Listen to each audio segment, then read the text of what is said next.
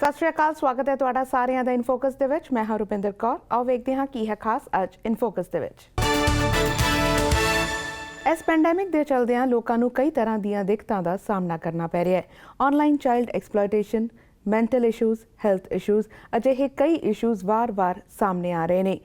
ਅਜਿਹੇ ਵਿੱਚ किस तरह लोगों को अपनी सेहत का ध्यान रखना चाहिए, या फिर जो कोई मैंटल इशूज़, हैल्थ इशूज़ या ऑनलाइन चाइल्ड एक्सप्लोइटेशन का सामना कर रहे हैं तो उन्होंने की करना चाहिए, ऐसे ते आधारित रहेगी साड़ी अज दी है खास पेशकश।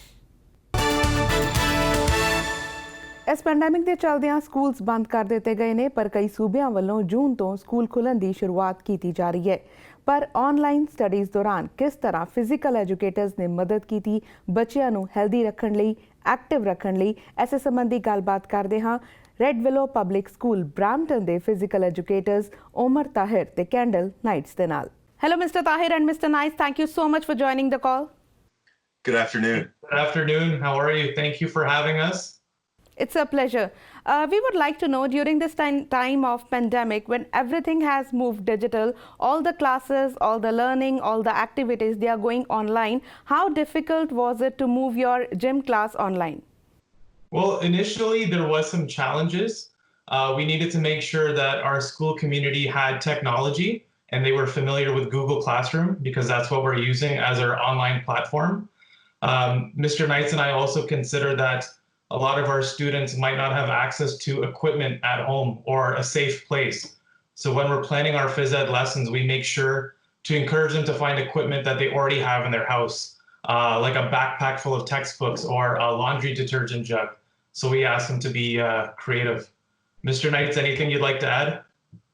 Yeah, I think one of the things that before we were in this situation, you ask any kid what's your favorite subject at school? Usually their first response is recess or lunch, and then a really close second would be the gym or phys ed, like as we like to call it. So we have to make sure that they have that same love and desire to want to participate. So we really try to make sure that our videos and what we're sharing with them online draws them in and makes them want to participate. How kids have adapted this new program? Well, actually, the program has been very successful. We find that the kids really look forward to our phys ed videos. We have been interacting with them through Google Classroom. They've been commenting about the things that they enjoy, the things they find challenging, and we use that feedback to plan our future lessons. So initially, it was a little bit difficult for everyone to get online, but once we got them going, it's been a great journey learning with them and challenging them each week with different workouts. Mr. Knights, anything you want to add? Yeah, I think the feedback is really critical. We realize its value when we have the students there right in front of us. When we're normally in the gym, we're able to tell them good job and etc. So when we developed our online program, we wanted to make sure that they had that opportunity to provide feedback, even if it's not live and instant. So they've done a good job, and by monitoring their responses and seeing what they say when they answer our quizzes and our forms, we've been able to gauge their interaction and engagement. Do you mind if I add something, Mr. Knights? Go ahead. So I find that with these fitness workouts at home, some of the students are actually participating with their family members. They're doing the workouts with their brothers and their sisters and cousins. So it's really good that the whole family is getting involved. And one thing that Mr. Knights and I realized with distance education is that they can hit pause, they can do the workout at a convenient time, they can do it again the next day. So the beauty of this is that they can do it whenever they want, whenever it's convenient. They could wait for mom and dad to get home from work, or they could do it first thing in the morning. And if they really like something, they could do it the following day. And that's what we found from the comment section. Yeah, it's good to know because the whole family is participating. But if we look at this program, how do you structure this whole program? Well, we considered that a lot of our students might not have access to equipment. They might not have a basketball at home. They might not have weights. So we structured our program knowing that, and we try to come up with a way where it's interactive and it's fun. So what I like to do is I start off with a warm-up, and I have the students do the warm-up with me. I tell them this is our kindergarten and grade 1 warm-up, and then I teach them a warm-up for the higher grades. After I'm done the warm up and I explain the benefits of increasing your heart rate, loosening up your muscles, I get into my exercise of the day. I demonstrate how to do it, add some fun music and some clips that they might enjoy. And then we do this funny transition where I throw a tennis ball and it looks like it's going through the screen to Mr. Knights. So Mr. Knights, I'll let you take over from here. When I throw the ball to you, what do you do? I make a catch or I have something. Again, that's the thing that we put in the middle of the video, and the children have to watch up until that point. And that's part of what draws them in and hopefully gets them engaged and active. You know, what's going to happen next for the transition today? We try to be creative with that.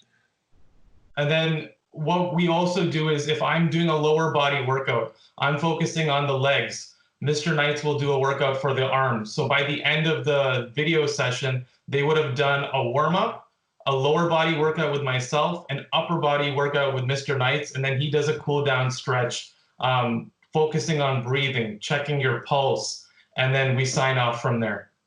So it's not only workout session, they are interactive, engaging workout sessions. Yes, that's the only way to make it fun for them so that they actually do them with their families and look forward next week. We got to make it fun and engaging. And again, Okay, I would like to know, because we all know that exercise is very important for everyone. Everyone must do that. But in this world, which is changed by coronavirus, how crucial is to exercise? It's very crucial. I think what Mr. Knights and I have been talking about daily is this pandemic has actually given us an opportunity to really focus on our own health, our mental health and our physical health. And we have an opportunity now to really improve ourselves. Kids and parents don't have an opportunity to go to the playground. Students don't have an opportunity to play organized sports. So Mr. Knights and I are doing what we can through these virtual fitness lessons so that they can do their sessions at home and not have to worry about going outside and, you know, putting themselves at risk. for us, the role that physical education plays in our daily lives, it hasn't changed. We're still promoting the same message: participate regularly, enjoy it, and make sure that you have fun. And so that way you're healthy and you're strong. And that way that if you come into a situation like where the pandemic that we're in now, if you're exposed to something that could potentially make you sick, hopefully your body is strong enough that if you're up here, your health level comes down to here and you're able to get back up to here, as opposed to being down here and being taken right out of the picture, and you're struggling to be healthy and to fight off whatever bacteria or virus you have, because you haven't participated in regular physical activity. So we have always been driving home that message that being active and being healthy is the key to health. Definitely, it's a key to help, but how parents can step up in this? Because I have been talking to a lot of parents and they are finding it difficult to keep their kids engaged, to keep them activate, how they can motivate them. That's a great question. And we've heard those stories as well. And we're mindful of that when we plan our program. The best thing parents can do is participate in these exercises with their children. Make it a family event. Have friendly challenges between the siblings and the parents. Who could do the most jumping jacks? Who could do the most push-ups? If the parents are involved, they're the role models. They're the ones that can show their children a healthy lifestyle. So it all starts from the parents. Mr. Knights, you have 4 teenage kids, so you could definitely speak to this. I find that we're really fortunate right now. One of the positive things from this pandemic is we've been forced to sort of slow down our lifestyles and spend a lot more time together with our loved ones. So the idea that we're already together, we need to take advantage of that opportunity and make sure that we're smiling and having fun no matter what we're doing. And if you can make sure that you're enjoying what you're doing, whether or not it's participating in this video, the videos that we're presenting, or even just getting up and dancing and being active and moving around, as long as you're enjoying yourself and engaging in regular activity, and take advantage of the opportunity that you're together with your family and we can do it, we're in this together. I think that's key. Definitely, it's a key not to exercise but to get engaged and to get entertained with whatever you are doing. But in a recent report from the public health scientists, they predict that these lengthy school closures, they may lead to childhood obesity, which is often associated with school summertime breaks. So what would you advise to kids and parents? So there's actually a policy from the Ministry of Education that mandates a minimum of 20 minutes of daily physical activity, moderate to vigorous daily physical activity. Students are expected to do this every day, on weekends, during summer break as well. So this pandemic is no different. We tailor our lessons so that they can do them at any time. And our goal is, by giving them these opportunities, that obesity and mental health, those problems can be eliminated, because there have been many studies about the benefits of exercise. Your mind and your body are connected. And if they work together, you have a healthy body and you have a healthy mind, then you're good to go. Mr. Knights? We as educators are aware. We know our role in physical education, how it impacts student learning in math, student learning in language, social studies, or whatever subject area that you're talking about. What we're trying to do now is educate the parents, because they're the teachers at home now, and letting them know that if you're doing 20 minutes of activity, it doesn't all have to be clustered in one session. You can take a 5-minute break. A lot of teachers already practice that. They'll start their day with a little bit of yoga, and children have had activity before they even come to see us in the gym, because it plays a crucial role in their overall health. If I could add something, another thing that we could do in addition to fitness is eating healthy. So there's a new Canada Health Food Guide that came out last year. And I know Mr. Knights does this with his family. His kids are a little bit older. I do this with my family now too. And this is something I actually didn't do before the pandemic. Coming up with healthy recipes, getting my daughter, who's 3, involved in baking, in cooking. So not only are we eating healthy, we're exercising daily, and we're doing this together as a family. So at the end, Mr. Tahir and Mr. Knights, at the end, any special message for your kids, like whenever the school opens, how the new gym or their classroom would look alike in the sense of physical education? Mr. Knights, we were talking about this just yesterday. Do you want to take this one? Yeah, I think like everything else with this pandemic situation, it's really evolving, and we're not certain about what the end result, what the new normal will look like, but we're trying our best to prepare for it. And I think what we're going to be looking at is probably, we're thinking of preparing along the lines of having a phys ed class where we're not necessarily holding on to a stick or passing a ball back and forth, but it's more of a fitness oriented. And we're trying to come up with ideas where we have kids engaged in having fun, but not necessarily handling things and exposing and increasing the risk to exposure. Absolutely. Thank you.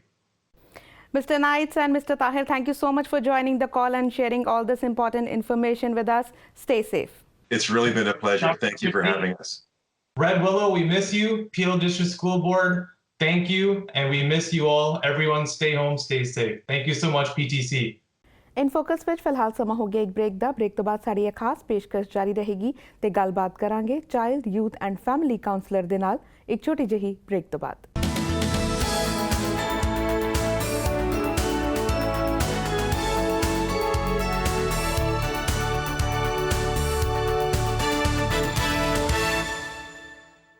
Break ਤੋਂ ਬਾਅਦ ਇਨ focus ਵਿੱਚ ਇੱਕ ਵਾਰੀ ਫਿਰ ਤੋਂ ਤੁਹਾਡਾ ਸਵਾਗਤ ਹੈ। ਡਾਟਾ ਦੱਸਦੇ ਨੇ ਕਿ ਇਸ ਪੈਂਡੈਮਿਕ ਦੇ ਚੱਲਦਿਆਂ ਆਨਲਾਈਨ ਚਾਈਲਡ ਐਕਸਪਲੋਇਟੇਸ਼ਨ ਤੇ ਮੈਂਟਲ ਹੈਲਥ ਇਸ਼ੂਜ਼ ਵਿੱਚ ਵਾਧਾ ਦਰਜ ਕੀਤਾ ਗਿਆ ਹੈ। ਕਿਸ ਤਰ੍ਹਾਂ ਦੇ ਇਸ਼ੂਜ਼ ਨੇ ਅਤੇ ਇਸ ਨੂੰ ਸੋਲਵ ਕਰਨ ਲਈ ਕੀ ਕੁਝ ਕੀਤਾ ਜਾ ਸਕਦਾ ਹੈ, ਇਸੇ ਸੰਬੰਧੀ ਸਾਡੇ ਨਾਲ ਜੁੜ ਰਹੇ ਨੇ child youth and family counsellor. Hello Lynn, very warm welcome to PTC Punjabi. Thank you so much for your time. Thank you for having me. We know that during a COVID-19 crisis, people's lifestyle have been dramatically changed. Some are managing to overcome this stress, but there are still many people who are suffering anxiety and depression, especially kids, because it's very hard for them to understand such crises. I would like to ask you, how are you engaging people through your online sessions, and how are you supporting them? Excellent question. So you're absolutely right.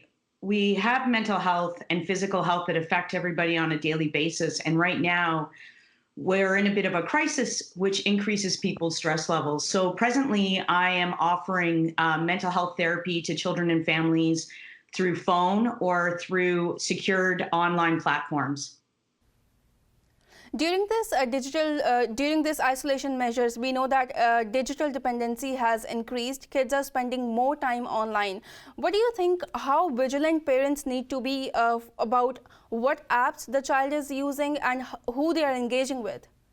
I think that's a great question. There's two folds here. One is that I'm talking to a lot of families and children about basic safety when using the internet system and accessing resources to teach families to be the children what is safe and not safe to be viewing on the internet.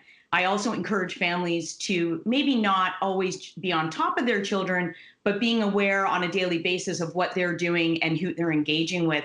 Especially now we have these online platforms that are not secured or locked in where other people can enter, and being aware of how to address those issues when they come up. That I think that if we hide behind the fear of the scary things behind, we avoid really addressing those issues with our children. So the same before this pandemic and being locked down, I always say to families, there's some basic safety tips. And also within your computer systems, you can actually do a lot of blocking and not allowing your child to access certain sites that are inappropriate.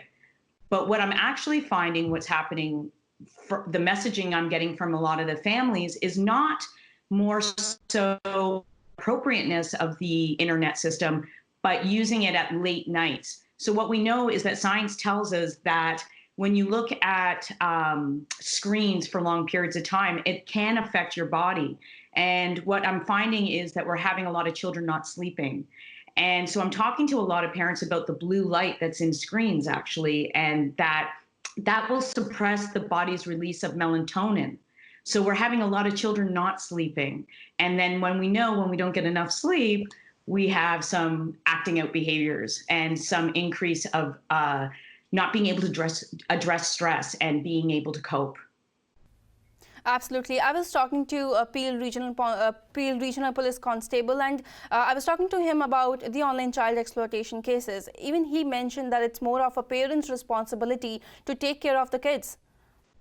Absolutely. I used to actually work in Brampton Courthouse working with children who were sexually abused. And what we have found is that if we can get engagement from families and we can get families on board, we have more of a chance of making a preventative measure of addressing these issues and not allowing our children to get access to predators. If we talk about the domestic violence cases, we know that during these crises, the crime rate have decreased, but as per the reports, the domestic violence cases have increased. How are you doing your online counseling sessions? What are you sharing with your clients that how they can, support each other and help in decreasing the domestic violence cases? You're absolutely right. Here in where I am in North York, Toronto, Canada, we know that there's been an increase between 18 and 20% of domestic violence here in our community. And I'm sure that is relevant and the same across the world. As we know that the unfortunate thing, working with children, the access has due to the fact that children are now in their homes and not attending school, because in children's mental health, what we do know is that the majority of our referrals come from the school systems. So now we have this increase of domestic violence, and we also can relate that to the stress levels that are increased within the families due to this pandemic that's going on. So what I tell families as a preventative measure is I call it like the 5-minute mental health check-in. And what I'm sharing with families in our sessions is that there's some basic rules or check-ins that you can do for yourself to see where you're at and take that preventative measure. And one is as simple as, are you eating regularly? Have you been outside today? I know that there's a lot of restrictions going on, but we're not restricted to walk around the block. And I tell families that you at least need a half an hour to an hour of sunlight and fresh air. And this is a time for community engagement. We're all at home, we all have windows and doors, and we're seeing each other, and we need to stay connected. We know that we all have friends and family, and we need to be reaching out to them and look for those signs. And we all know those signs within our own friends and our own community. So I think engagement, staying connected, and checking in with self. Some of the children and families I work with, basic also another check-in is, have you showered today? We know that those are other signs, right? When we stop taking care of ourselves. Absolutely, absolutely. And I think a lot of people do not know that there are resources available to them in the community. Also, if you can share what people can do within their own family and community for warning signs that mental health is affected.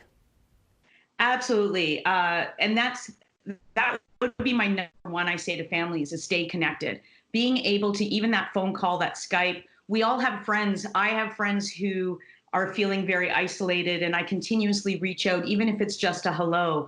And what we need to continue to do is, it's interesting that physical health, if we need to call a doctor, if we need to get to a hospital, it seems to be okay, and there's no stigma behind that. But when we're looking at our mental health, for some reason, we've allowed the stigma to be stuck to mental health. And what I really try to tell families, and also to my students at Humber College, is that body and mind are connected, and that we need to take care of it before it's too late. So being able to reach out right now, it used to be for children's mental health, the school systems who reached out to us making the referrals. We know that families, 1 in 3 families in Ontario, Canada, are trying to refer to medical or for mental health services. So right now, if you don't know your local phone number and you can just reach out to 911, you can use that crisis line. There's also for teens, I always give out my favorite is 741-741. It is a text message and it's a crisis line for teens, and it will not be traced unless they're actually in the midst of an attempt to hurt self. And what I always say to families too is that if you don't know in your local community what resources there are, call your family doctor, because right now the doctors, I'm getting a quicker response from my doctors and psychiatrists than I ever have before. I'm not driving. I'm not waiting in a wait space. I called my son's family doctor yesterday, and that doctor called me within the hour. They also are having case managers connected to the doctors to support doctors giving resources to children and families. Absolutely. And even I would like to, request my viewers, if they are looking for help, do reach out to your community members. And I think right now everyone needs some kind of support. Do you want to share advice or message, like how can people support each other in the community? Well, that's the greatest question, is how can we support each other in the community? Say hello. For example, yesterday, I was told by one of my neighbors that they found a grocery store that had 1 hour delivery, and I've been waiting weeks for groceries. So I have a retired couple next door to me, and I know that they needed that information. I went and knocked on their door. I know that we're supposed to keep our distance, but we can still keep that distance and respect the rules, but still stay connected. So keep connected verbally, physically. As long as you keep that distance and we follow those rules, we're all going to be safe together. But again, it's turning to each other, and even a hello to the neighbor. Don't need to look away. Absolutely. Thank you so much for joining us, and thank you so much for sharing this information. And I hope you keep yourself safe. Stay safe and well, and thank you so much. Thank you. ਸੋ ਅੱਜ ਦੇ ਲਈ ਇਨਫੋਕਸ ਵਿੱਚ ਬਸ ਇੰਨਾ ਹੀ। ਫਿਲਹਾਲ ਸਾਨੂੰ ਦਿਓ ਇਜਾਜ਼ਤ। ਤੁਸੀਂ ਰੱਖੋ ਆਪਣਾ ਖਿਆਲ ਤੇ ਦੇਸ਼ ਦੁਨੀਆ ਦੀਆਂ ਖਬਰਾਂ ਲਈ ਬਣੇ ਰਹੋ PTC ਦੇ ਨਾਲ।